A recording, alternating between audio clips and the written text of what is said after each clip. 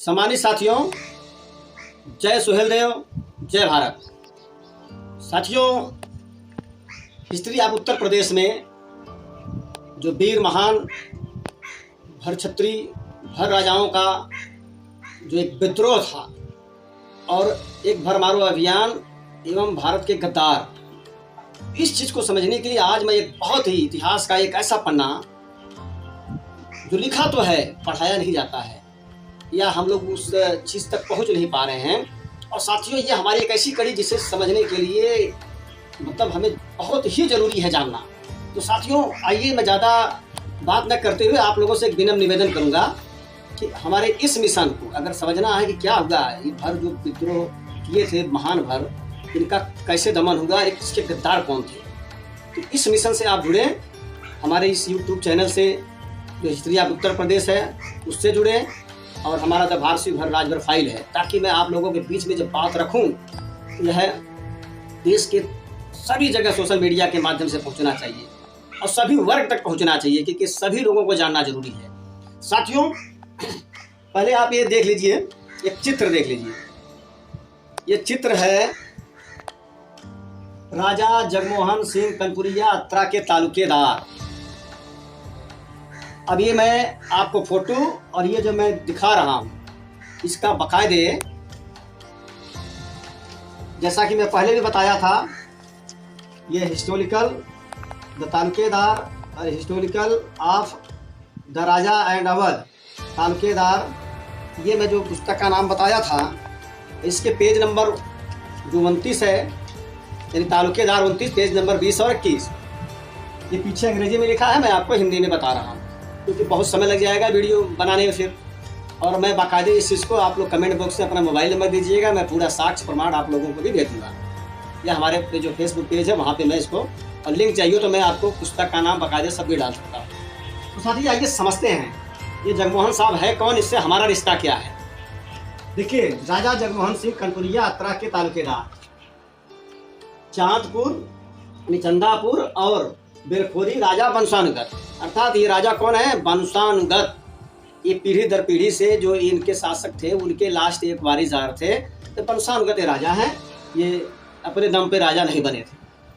अब देखिए, यह रईस जिस घर से संबंधित हैं उसका मूल नंबर 12 के तहत वर्णित किया गया है। अब आगे देखिए, सम्राट आलमगीर के शासनकाल, किसके शासनकाल में, सम्राट आलमगीर के शासनकाल में। नोटिस कीजिएगा साथियों, बहुत बड़ी बात बता रहा हूं आज आपको मैं। राजा मदन सिंह, इनके खानदान से, राजा जगमोहन के खानदान से कौन आए थे, राजा मदन सिंह। कहां से, मानिकपुर जिला प्रतापगढ़ से सिमरोटा में आए। यह सिमरोटा हरदोई में पड़ता है। यह मानिकपुर प्रतापगढ़ से सिमरोटा आए। क्यों आए थे, अब आगे देखिए। और भरों को हराकर एक कोठी बनवाई। ये देखिए, बहुत संक्षेप में लिखा है, लेकिन अब समझने की बात है। आलमगीर, अर्थात यहाँ आलमगीर ने भेजा था किसको, मदन सिंह को। किसके, इनके खानदान के थे, मदन सिंह को भेजा था बाकायदे, यानी किसको हराने के लिए, किसके विद्रोह को दबाने के लिए, वीर महान भरों के विद्रोह को दबाने के लिए कौन आया था, ये राजा मदन सिंह, अर्थात गद्दार कौन। चलिए आगे पहले देख लीजिए, फिर इसका एक्सप्लेन करेंगे। हरा कर एक कोठी बनवाया और उन्होंने एक घने जंगल को भी काट दिया। बाद में उसी से संबंधित उसका नाम चंदापुर पड़ा है और उस स्थान को चंदापुर कहा। देखिए, सिमरोटा के पश्चिम में परगना हरदोई है, यानी उससे सटा ही परगना हरदोई है, जिसे पहले 42 के नाम से जाना जाता था। जिस जगह भरों का शासन था, हरदोई सबको, आप सभी को पता होगा साथियों, जिला गजेटियर आप हरदोई देखेंगे तो उसको भर राजा हरदेव ने बसाया था और वहाँ भी आपका प्रमुख रूप से शासन था। देखिए, ये कड़ी आपको आगे में हरदेव जो महाराजा हरदेव थे उनसे भी आपको मिलेगी, अरे अभी तो समझ लीजिए इस चीज को। तो अभी कौन, राजा मदन सिंह ने फिर आगे देखिए, राजा मदन सिंह हर परगना हरदोई से लिया, यानी फिर उन्हीं के सहयोग से इन्होंने कौन सा जो हरदोई वाला भाग था एक षड्यंत्र के तहत फिर उन्होंने हरदोई का भी परगना लिया। और आगे देखिए, और उन्होंने यहाँ एक बड़ा भवन बनवाया। किस जगह? जहाँ पे हमारी आपकी कोर्ट थी। अब आगे देखिए, जिसे अत्रा कहा जाता है, इसीलिए अत्रा के तालुकेदार। तब से लेके वर्तमान तालुकेदार के पूर्वजों का कब्जा रहा है। तब से लेके मतलब ये जब तक ये लिखी गई थी रिपोर्ट तब तक। अब आगे साथियों समझिए, बड़ी मजेदार की बात। अब देखिए, कब्जा रहा है। और जब ये राजनीतिक उद्देश्यों के लिए दिल्ली गए, तब से दिल्ली के राजाओं मतलब वापस, ये तो हुआ ही था, उसके बाद देखिए फिर राजनीतिक उद्देश्य के लिए दिल्ली गए और तब उन्होंने दिल्ली के राजाओं की हमेशा भौतिक सहायता प्रदान की। देखिए, इस सेवा के लिए परगना सिमरोटा के 27 गांव उन्हें मुफ्त के तौर में दिया गया। यह सेवा सिर्फ वो देते थे, सिर्फ भर राजभरों, भर शासकों के वीर महान भर शासकों के जो उनका जो एक विद्रोह था, किसके? मुस्लिम आक्रांताओं के प्रति, ये लोग उसमें मदद करते थे। देखिए साथियों, कितना बड़े गद्दार अपने ही देश के लोग थे। अब आगे देखिए, अभी आगे कहानी यही नहीं खत्म हो रही है। अब देखिए, उन्हें कितना दिया गया? 27 गांव इनाम के तौर पे दिया गया। कुछ पीढ़ियों के बाद राजा जगराज सिंह आए। जगराज सिंह नाम देखिए पहले, जिन्होंने भरों को हराने में फिर से देखिए अवध प्रांत में, अब यहाँ पे जगह का नाम नहीं दिया है, लेकिन सोचिए एक ही पीढ़ी के तीसरे महानुभाव लोग, बताइए कितने बड़े गद्दार और ये सब देशद्रोही कहले इन्हें, कि हराने में उन्हीं अवध के सूबेदार, वो जो राजा थे दिल्ली के, उनकी देखिए सहायता की। इसके लिए दिल्ली सरकार ने उन्हें एक मूल्यवान किताब प्रदान की साथियों। और परगना सिमरोटा में कितना? 148 गांव का मतलब समझ सकते हैं, यह आपकी विरासत थी, आपकी रियासत थी। इसको क्या किया?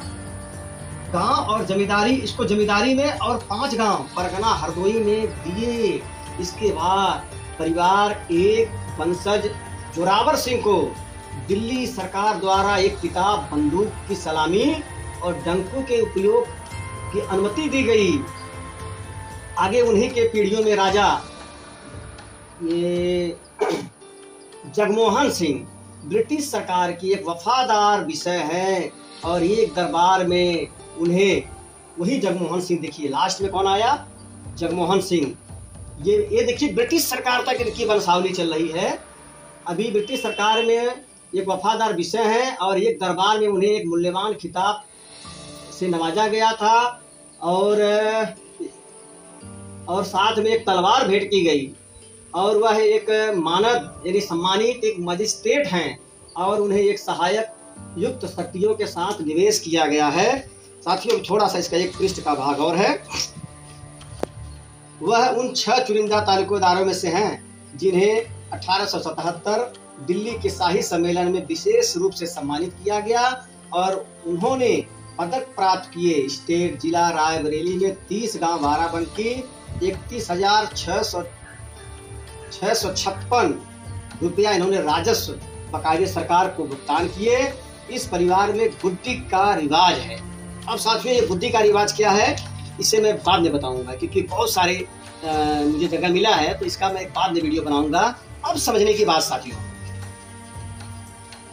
यहाँ पे ओरिजिनल जिसको देशभक्त कर सके हैं, या अपनी मातृभूमि, अपने संस्कृति, अपने देश की धरोहर और अपने धर्म की रक्षा के लिए कौन लड़ रहा था?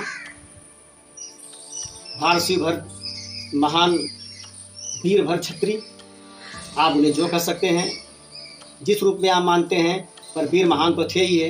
ये लोग किसके खिलाफ लड़ रहे थे? और दूसरा ये कौन है भाई? जगराज सिंह, मदन सिंह। ये बताइए, आज भी ये दोगले लोग इस देश में हमारे, बताइए इन गद्दारों को क्यों नहीं पढ़ाना चाहिए हमारे उत्तर प्रदेश सरकार को, जिन्होंने इतने बड़े घिनौने काम किए। ये शान से बताइए आज भी सरकारों में है, और जिन्होंने बाकायदे उनकी कई पीढ़ियां लड़ते लड़ते सिर्फ इस मातृभूमि के लिए अपने आप को खपा दिए, उन्हें अंत में आज बेचारे उनकी हालत चाहे जो भी हो साथियों, फिर भी अगर हम जिस दिन जान गए ना ये हकीकत आपको जानने के बाद अगर गुस्सा नहीं आ रहा हो तो आप क्या हो वो मुझे पता नहीं, पर मुझे जो गुस्सा आ रहा है ना, सोचिए ऐसे लोग अपने आप को छत्री कहते हैं, हैं?